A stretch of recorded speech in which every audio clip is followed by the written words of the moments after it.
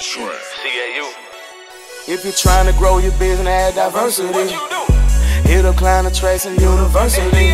When it comes to getting clients, you face adversity. You need to hit up Client Attraction University. Client Attraction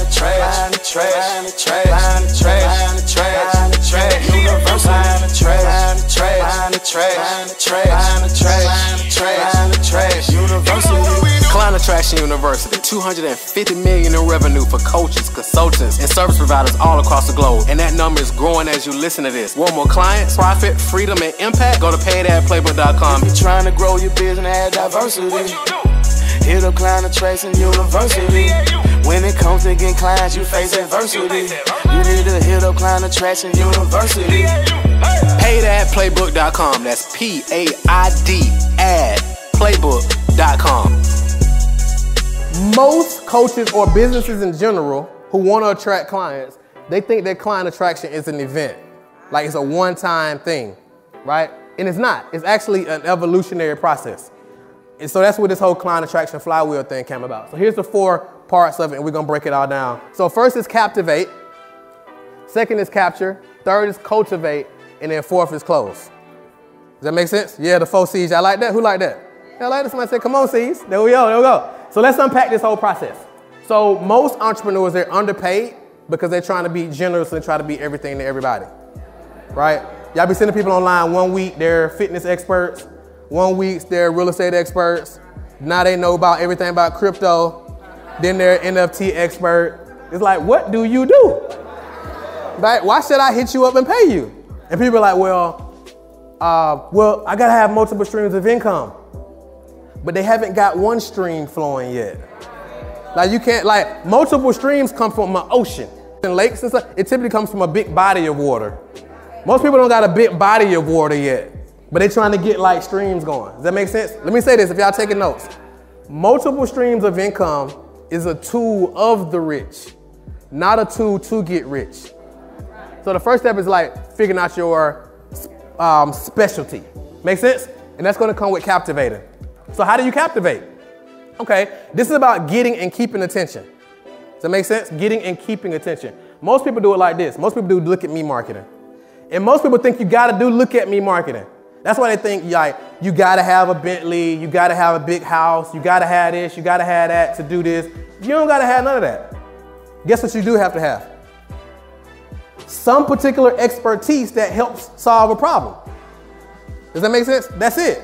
If the Bentley and the Rolls and all that, is that your thing, cool.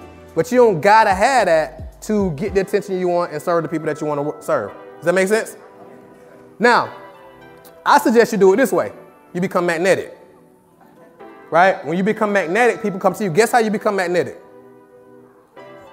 By becoming amazing at something and having a problem that you can solve for other people. And people come to you with their cards out ready to buy. Does that make sense? All right, let's keep going. So some of y'all probably like, how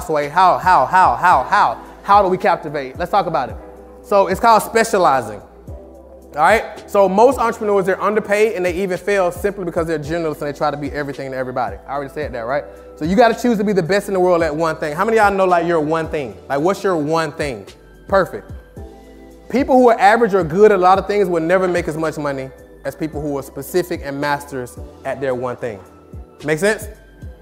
So choosing your mountain is the first step of all this. When you choose your mountain, you go from being a commodity, chasing after millions of different people, becoming an asset where people reach out to you ready to give you money. Does that make sense?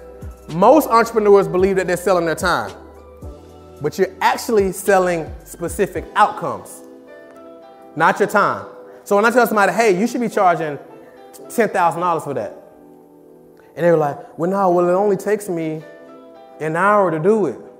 It's like, well, how many years did it take you to learn this skill where you can do this in an hour? Does that make sense? That's what they're paying you for. We're like, what took me 10 years to learn this? Okay, well, they're paying you $10,000 for 10 years of your expertise to do it in an hour. Does that make sense? The second is capture. So the first C was what? Captivate. The second one is capture. This is where they give you permission to market to them and they become a part of your audience, right? Like you don't gotta reach out to people, force people, like people will give you permission to market to them. Does that make sense? Perfect. So it's 3 audiences that you want to be building in your businesses. 3 different audiences. Number 1, you want to be building your social media audience, right? Number 2, you want to be building an email audience. How many of y'all build on the email list? How many of you not build on the email list? Your email list is a massive asset. Some people say, well, email is dead. The only people that say email is dead is people who are trying to sell you something. When people start saying something is dead, that means they're trying to sell you something. Make sense? Oh, that's dead. You be like, okay, where we going with this? How do we know email ain't dead? Because every one of your social media accounts, you got to log in with your email. How many of y'all use Apple products? You can't use your Apple product without an email address, right? So these big companies know the value of emails.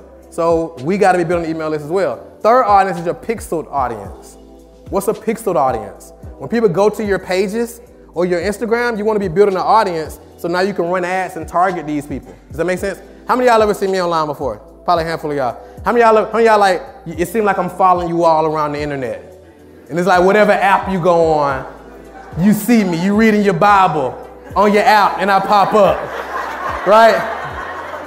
You on Tinder and then I pop up. You know what I'm saying? You're like, what is he doing out here? You on your little game app and I pop up. Because that means you're part of my pixel audience. You'll never be able to get away. Does that make sense? So that's 3 audiences. So how do you do that? Here's how you do it. You funnelize, okay? So funnelizing is about having an automated process to turn complete strangers into high-paying clients. And you automate this whole process. Make sense? Perfect. So here's what it looks like. Here's why people call it a funnel online. Because it's about people becoming aware, people being interested, some of them becoming engaged, and then some of them will become a client. What's the key word? Nope, the key word is some. No matter how hard you try, you're never gonna get everybody. Your lukewarm prospects, this is where the cultivate piece comes in, right? So most people just wanna go straight to the sale.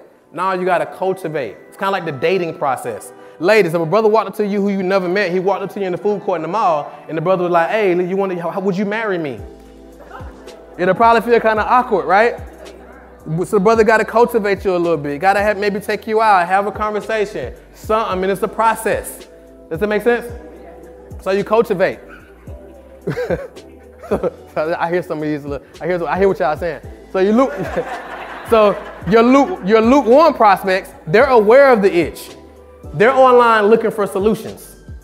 Does that make sense? It's your job to show up with content showing them why you're the solution to their problem. Make sense?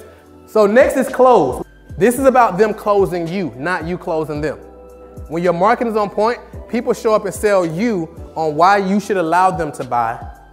You don't have to sell them on why they should buy. Does that make sense? So let's talk about the monetized piece.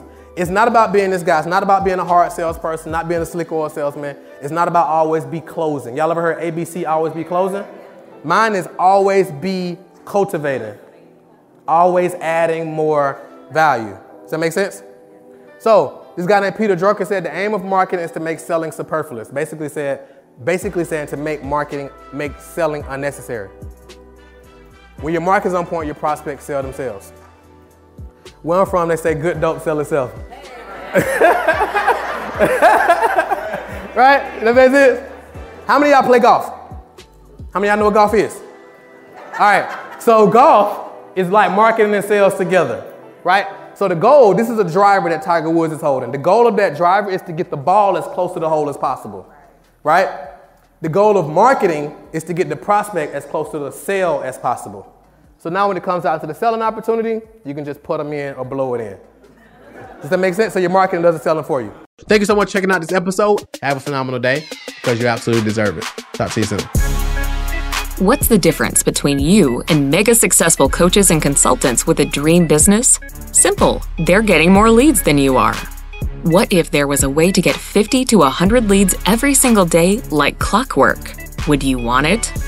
Then go to www.getdailyclients.com to access our paid ad playbook that has brought in millions of leads for our clients over the years on complete autopilot.